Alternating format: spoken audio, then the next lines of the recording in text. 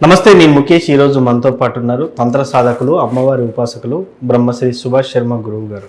నమస్కారం గురువు గారు. శ్రీమాత్రే నమండి. సార్, ఒకవైపు మోడీ గారు, దేశ ప్రధాని గారు గోల్డ్ కొనొద్దని చెప్పినప్పటికీ కూడా బంగారం రేట్లు విపరీతంగా పెరుగుతున్నటువంటి పరిస్థితి, అదేవిధంగా సిల్వర్ కూడా విపరీతంగా పెరుగుతున్నటువంటి పరిస్థితి.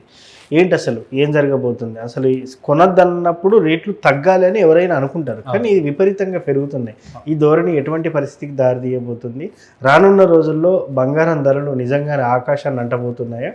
సామాన్యుడు కొనలేని పరిస్థితి ఏర్పడుతుందంటారా? తప్పకుండా తెలియజేస్తాను. ముందుగా వీక్షిస్తున్న ప్రేక్షకులందరికీ శ్రీమాత్రే నమః, శ్రీ గురుభ్యో నమః. యాదేవి సర్వభూతేషు మాతృరూపేణ సంస్థిత. నమస్తస్సై నమస్తస్సై నమస్తస్సై నమో నమః. నేను గతంలోనే చెప్పా, బంగారపు ధరలు ఆకాశానికి అంటుతాయి అని చెప్పి. బికాజ్ ఏంటి అని అంటే కనుక మోడీ గారు చెప్పినటువంటి మాట దేశవ్యాప్తంగా, ప్రపంచవ్యాప్తంగా విస్తరించింది. కానీ దేశ ఆర్థిక వ్యవస్థ కావచ్చు, దేశ పరిస్థితులు కావచ్చు, తారుమారయ్యేటటువంటి సిచ్యువేషన్స్, సమయ సందర్భాలు ఇప్పుడు అందరికీ కనిపిస్తున్నాయి. గతంలో యుద్ధ వాతావరణం వస్తుందండి, తర్వాత వస్తువుల ధరలు పెరిగిపోతాయంటే ఎవరూ నమ్మలేదు. ఈ రోజున చూస్తే కనుక వంట గ్యాస్ యొక్క బీభత్సం జరుగుతూ ఉంది. అలాగే పెట్రోల్, ఇంధనం సంబంధించినటువంటి బీభత్సాలు, అంటే కొరత ఏర్పడేటటువంటి పరిస్థితులు ఏర్పడుతూ ఉన్నాయి. బంగారపు ధరలు ఆకాశానికి అంటుతాయంటే ఇప్పుడు జూన్ 1వ తారీఖు ప్రారంభం అయ్యిందా? రాసి పెట్టుకోండి. బంగారం మనం కొనలేనటువంటి పరిస్థితి దాటి వెళ్ళవచ్చు. బికాజ్ ఏంటి అంటే ఈ యొక్క ఆర్థిక వ్యవహారము, ఆర్థిక పరిస్థితులు ఏంటి తారుమారయ్యేటటువంటి సందర్భాలు జూన్ 1వ తారీఖు నుండి ప్రారంభం అవుతాయి. ఎందుకంటే జూన్ 1వ తారీఖు రోజున గురువు మార్పు చెందుతున్నాడు. మిథునం నుంచి కర్కాటకంలోకి ఎప్పుడైతే అడుగు పెడతారో దేశ ఆర్థిక వ్యవస్థ దెబ్బతినేటటువంటి పరిస్థితులు ఏర్పడేటటువంటి సమయ సందర్భాలు ఇప్పుడు అందరికీ అర్థమవుతాయి. ఎందుకంటే గురువు ఫైనాన్షియల్కి కారకుడు అయ్యేటటువంటి గ్రహం. కాబట్టి ఈ గురుగ్రహం ఎప్పుడైతే మార్పు చెందుతుందో, కర్కాటకంలోకి అడుగు పెడుతుందో వైద్యపరంగా ఇబ్బందులు వస్తాయి.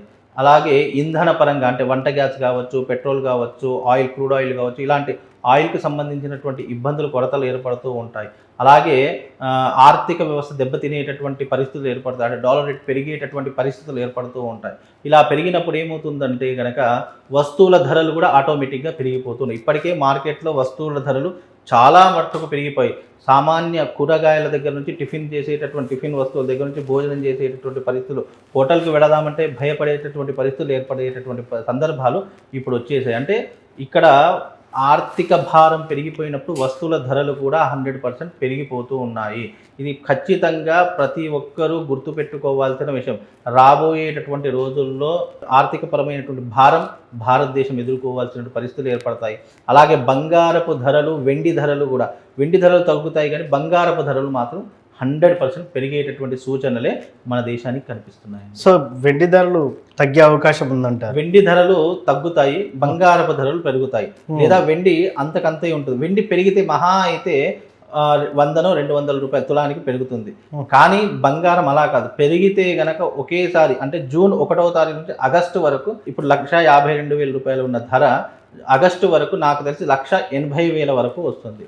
ఆగస్టు నుంచి డిసెంబర్ వరకు దాదాపుగా 2 లక్షల వరకు అయ్యేటటువంటి సూచనలు తప్పకుండా కనిపిస్తున్నాయి. కాబట్టి బంగారము, నేను గతంలో చెప్పా, బంగారము కొనుక్కోవాలంటే ఇప్పుడే అంటే అప్పుడు నేను చెప్పేటప్పుడు బంగారపు ధర 1,50,000 నాటికి ఉండేది. కానీ ఇప్పుడు అదే బంగారపు ధర 1,54,000, 57,000, 60 వారికి చేరుకునేటువంటి పరిస్థితులు ఏర్పడుతున్నాయి. కనుక బంగారం అనేటువంటిది ఒక అసెట్, ఒక ఆస్తి. అది ఎప్పటికైనా కూడా మనకు ఉపయోగపడేటటువంటిది. అంటే చాలా, అది ఎవరు కొనుక్కోవాలి అది కూడా చెప్తున్నాను. డబ్బు ఉన్నవాళ్ళు, లేదా సేవింగ్స్ చేసుకుందాం అనుకున్న వాళ్ళు, డబ్బు పరంగా కాకుండా వస్తువు పరంగా మనం పెట్టుబడి పెట్టి, ఇప్పుడు నా దగ్గర 10,000 ఉన్నాయి, 10,000 లాకర్లో పెట్టాను అనుకోండి, ఆ 10,000 అలాగే ఉంటాయి తప్ప దానివల్ల ఎలాంటి ఉపయోగం.